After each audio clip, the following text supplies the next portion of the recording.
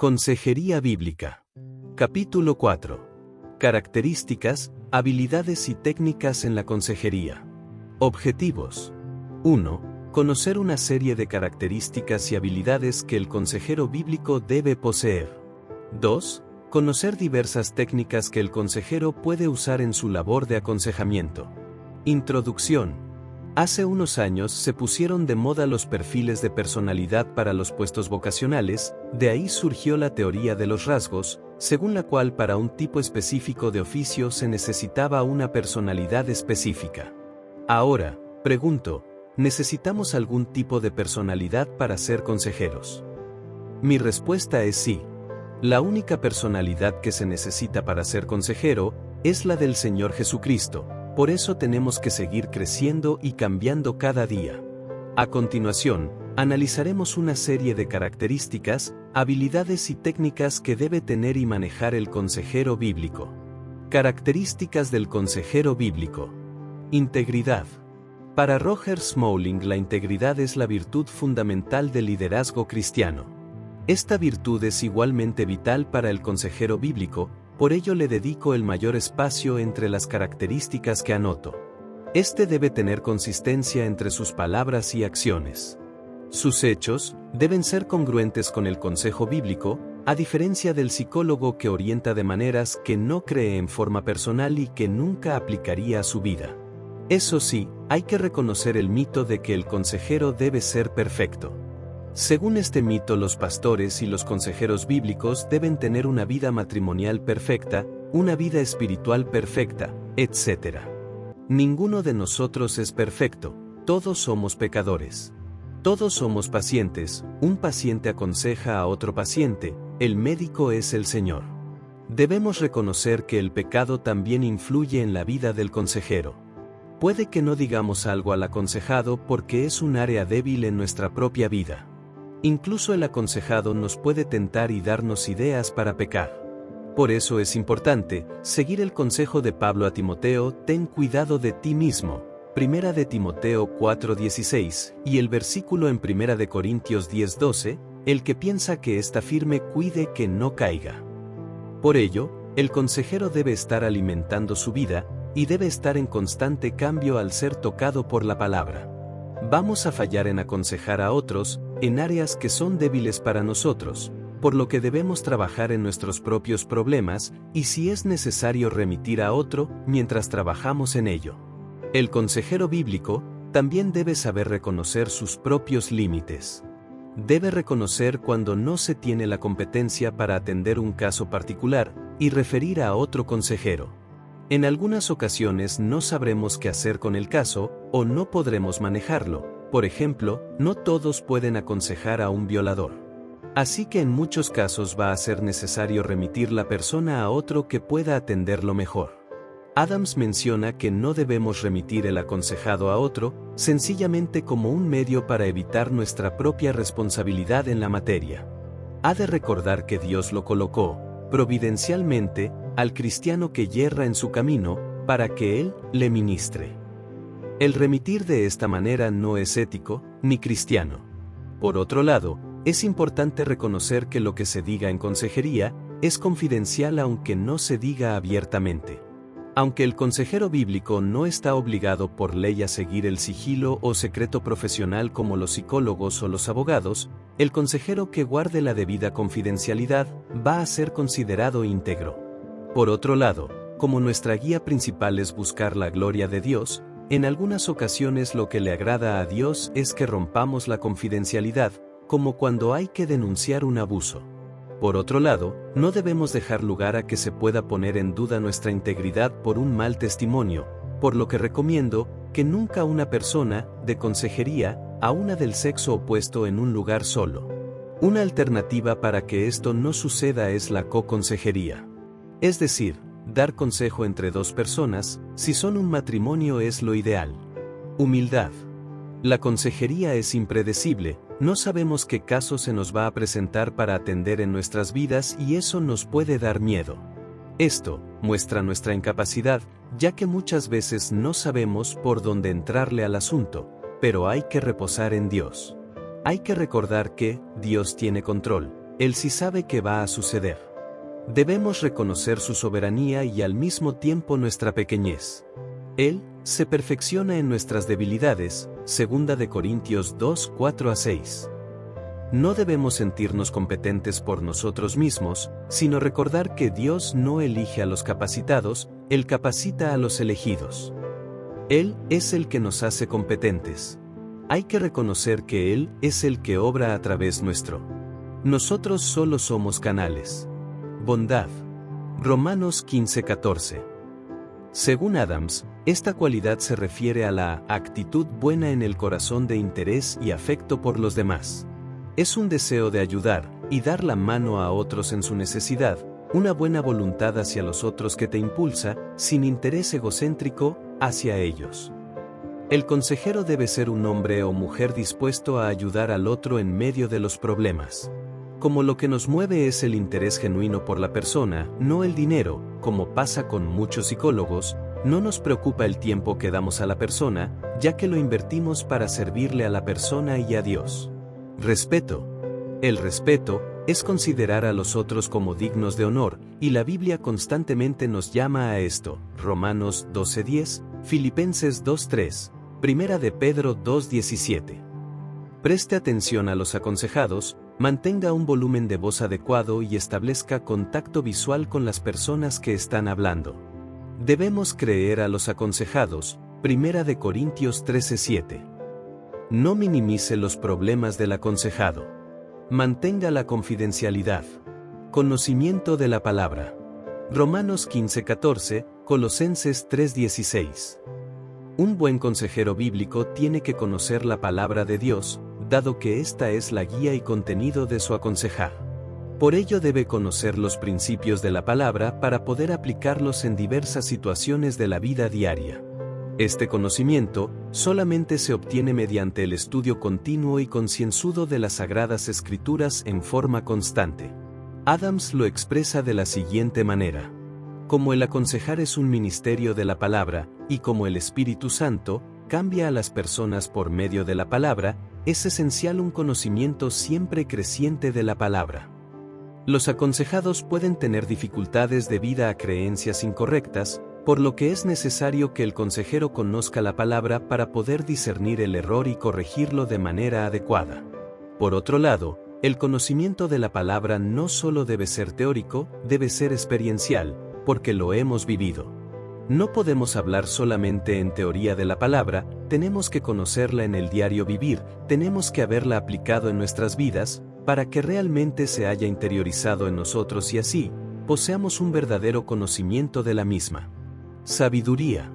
Colosenses 3:16.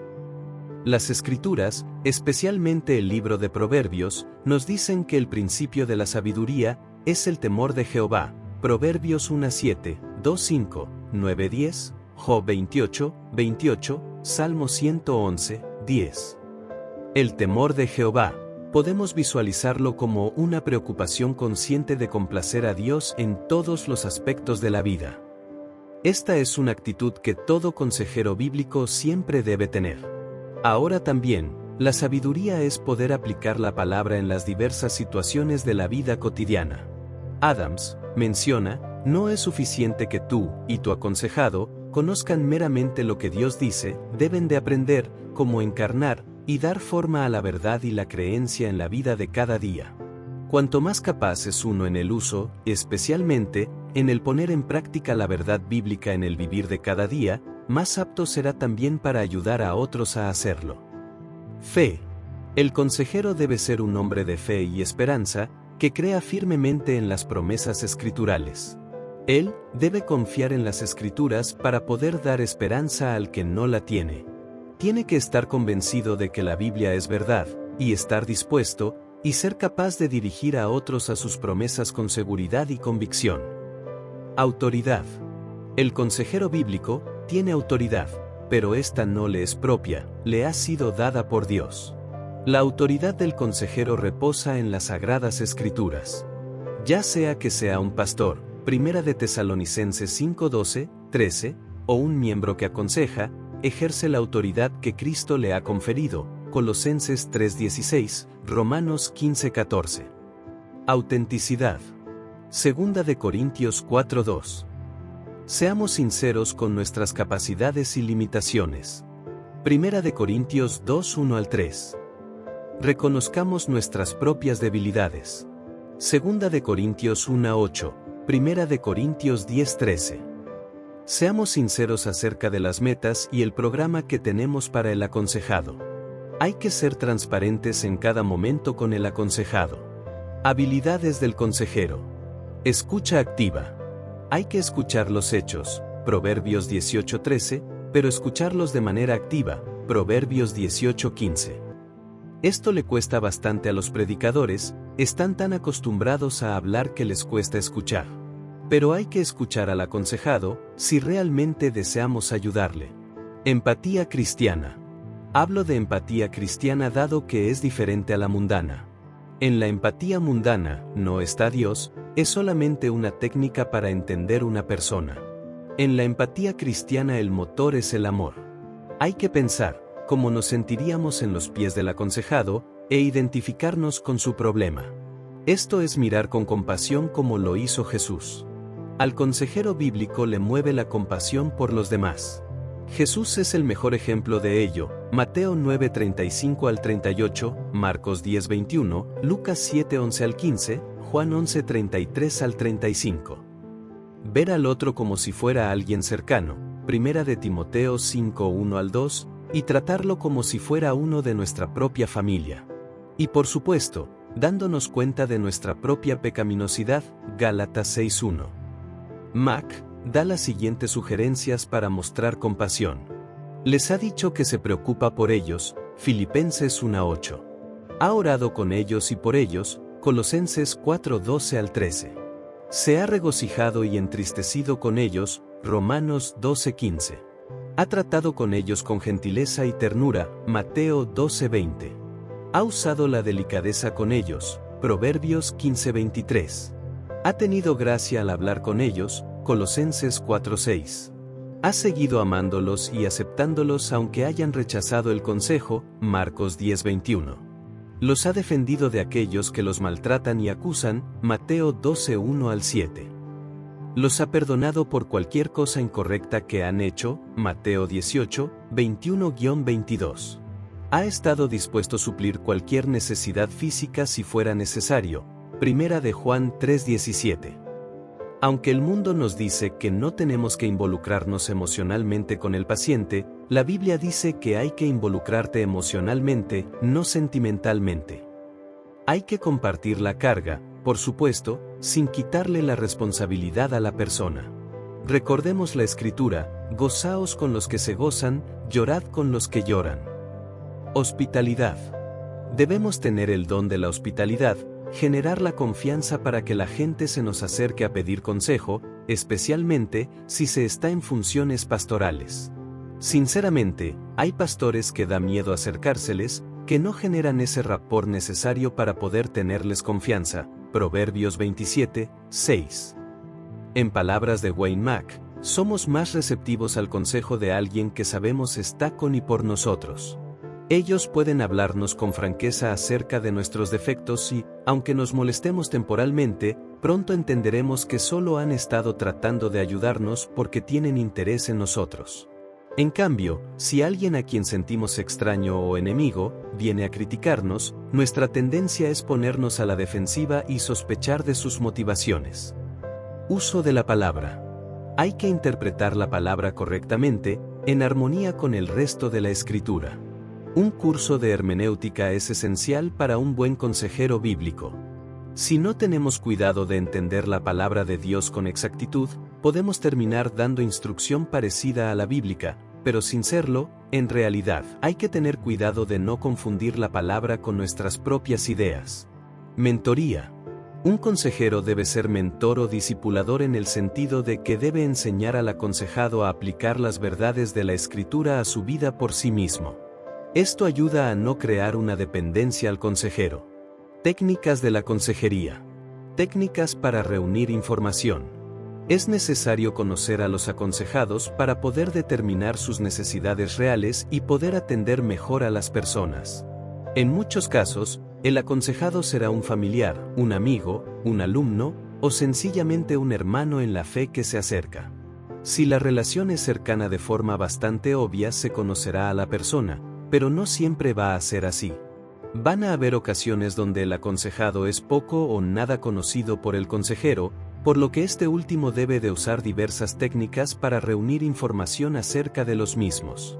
Entre las diversas técnicas para reunir información podemos mencionar la observación, es decir, fijar la atención en personas, fenómenos, hechos o situaciones para describir lo que se captó. Puede ser espontánea o planificada. Es importante que la observación sea objetiva, describir los hechos como se presentan, y selectiva dirigida a captar aspectos significativos. En sesiones de consejería se debe observar muy bien al aconsejado, tanto sus expresiones, gestos y postura, como el tono en que dicen las cosas. Algunas expresiones de su rostro revelan claramente enojo, dolor u otras emociones. Otras veces mueven su silla más cerca del escritorio o más lejos que cuando entraron a la habitación. Unas veces una pareja mueve sus sillas para alejarse algo uno del otro. Otras ocasiones, las familias se ubican a sí mismas de un modo que revelan quién está con buenas relaciones y quién no, o cuál de los hijos es favorecido por los padres. El aconsejado, en cierto momento frota los brazos de su silla o mira al piso cuando el consejero menciona algo en particular. Es recomendable tener un registro de observaciones hechas a los aconsejados, en forma descriptiva, sin interpretar. Un tipo puede ser el registro anecdótico que se utiliza en educación. Por ejemplo, una tabla de Excel que registre fecha, observador, situación, incidente y comentario. Expedientes. Este tipo de instrumentos se utiliza especialmente cuando se da consejería en forma formal, ya sean pastores, consejeros educativos, etc. Proporciona una visión progresiva del desarrollo de los aconsejados. Incluye los datos personales, antecedentes familiares, historia escolar, datos sobre salud, resultados de tests, etc. Entrevista. Es la conversación entre dos o más personas, al menos el entrevistado y el entrevistador en forma dinámica para buscar información. Según Adams, debido a que el aconsejar es autoritativo, tiene que ser también directivo. La palabra que usa el Nuevo Testamento para aconsejar, nousesia, implica dirección escritural, por tanto el tipo de entrevista debe ser directiva, guiada por el mismo consejero. Formularios, inventarios y tests. Los formularios, inventarios y tests también son buenas formas de recoger información acerca de la persona. Técnicas para usar en una entrevista o sesión de consejería. Retroalimentar y resumir. Una de las formas donde hay más malentendidos es en la comunicación hablada. El retroalimentar es una forma de asegurarse que no haya una interpretación errónea. Básicamente, es decirle al aconsejado en nuestras palabras lo que se entendió acerca de lo que este último dijo. Podemos decir algo así: hermano, fulano, lo que yo he entendido es que, o algo similar. Esto también nos ayuda a ir resumiendo el problema para su posterior análisis. Preguntar. Yo recomiendo hacer preguntas naturales. Es decir, preguntas que nos ayuden a analizar mejor el problema. Lo mejor es utilizar preguntas abiertas para que éstas arrojen mayor información para analizar el problema. Dado que ya sabemos que la razón por la que las personas entran en problemas es el pecado, el énfasis debe caer en el qué y no en el por qué. El por qué lleva a especular y a evitar la propia responsabilidad, en cambio el qué lleva a solucionar los problemas. Ejemplo: ¿qué se hizo? ¿Qué ha estado haciendo usted? ¿Qué se puede hacer para rectificarlo? ¿Qué se puede hacer en esta situación? ¿Qué es lo que dice Dios que se puede hacer en esta situación? ¿Cuáles deberían ser las futuras respuestas? Toma de apuntes. El consejero puede tomar apuntes en medio de la sesión. Esto es bueno, especialmente cuando el problema es muy grande y han surgido varias cosas que usted considera que deben ser tratadas en otra sesión. También es bueno llevar al final de la sesión un registro para colocarlo en el expediente, especialmente si se trata de consejería formal. El silencio. Un buen consejero sabe manejar los silencios. Sabe que son momentos donde se puede dar la oportunidad al aconsejado para pensar, ya sea en sus acciones para una decisión, o por si está olvidando algún detalle. Smalling le llama la pausa incómoda. De este modo, el silencio puede ser importante en un momento determinado. Deshabituación y rehabituación. Muchas veces un aconsejado, cuando tiene problemas con su conducta, necesita cambiar hábitos pecaminosos por otros que no lo son. A esto le llamamos dinámica de deshabituación y rehabituación, y en forma bíblica podemos llamarle despojaos del viejo hombre y vestíos del nuevo hombre, Efesios 4:17 al 32. Por lo que el consejero muchas veces en un plan debe hacer una lista de cosas para despojarse y otras para vestirse para el aconsejado, es decir, hábitos pecaminosos que quitar, con conductas cristianas que deben sustituirlas. Las tareas o trabajos para la casa. El dejar tareas es una forma de ayudar a los aconsejados a resolver sus problemas. Con ello se gana tiempo de trabajo para el consejero, y al mismo tiempo se estimula al aconsejado a no depender tanto del consejero, ya que el consejero lo está discipulando para que él mismo pueda resolver sus propios problemas según los métodos de Dios. Entre las múltiples tareas a sugerir están el estudio o lectura de ciertos pasajes bíblicos o de temas relacionados con su problema. Hacer un devocional personal, basado en proverbios, y apuntar los versículos relacionados con su problema. Leer libros o artículos asignados u oyen algún mensaje grabado, y escriben lo que han aprendido. La oración, no solo en forma regular, sino como parte de la solución de un problema. Por ejemplo, se puede asignar a un aconsejado que cuando esté desanimado haga una oración, Lucas 18:1. Hacer un diario especial donde el aconsejado escriba sus reacciones y la manifestación hacia un problema en particular. Las hojas de deshabituación y rehabituación. Listas de pecados propios, fortalezas, dones, habilidades, formas de complacerse el uno al otro, etc. Test o inventarios de algún tipo. Por ejemplo, el cuestionario Hautz-Wagner sobre dones espirituales. Horarios, planes, presupuestos, etc. Las mesas de diálogo. Los miembros de la familia se sientan en una mesa cada noche y hablan de sus problemas. Las reglas son simples. El padre llama a la mesa, y en general, como cabeza del hogar, está a cargo de la reunión.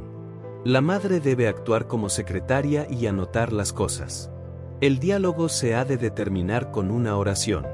Se estudia la Biblia durante la mesa diálogo, para descubrir la voluntad de Dios con respecto a las cuestiones entre los participantes.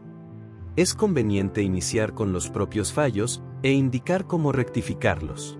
Modelos y entrevistas, Filipenses 4:9, Filipenses 3:17, es decir, asignar que vean cómo otra persona o familia realiza algo. Por ejemplo, que vean cómo una familia hacen su culto familiar o cómo resuelven sus diferencias.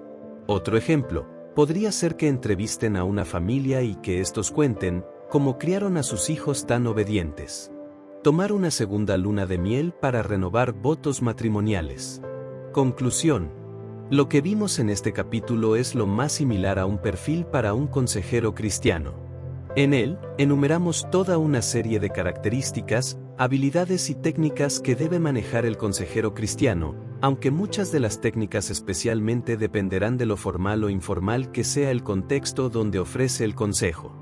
No se desanime si usted no corresponde al perfil, recuerda que Él es quien nos capacita para la obra y que Él se perfecciona en nuestras debilidades. Preguntas para el capítulo 4. Diga si es verdadero o falso. 1. El consejero bíblico nunca orientaría de formas que no cree personalmente y que nunca aplicaría a su vida. 2. El consejero bíblico debe tener una vida espiritual perfecta. 3. El autor recomienda que el énfasis en las preguntas debe caer en el por qué. 4. El autor dice que en una sesión de consejería nunca se deberían tomar apuntes. 5. Un buen consejero sabe manejar los silencios. Responda a las preguntas. 6. ¿Qué es la empatía según el autor? 7. ¿Qué es la integridad según el autor? 8. ¿Qué es la observación según el autor? 9. ¿Qué es la escucha activa según el autor?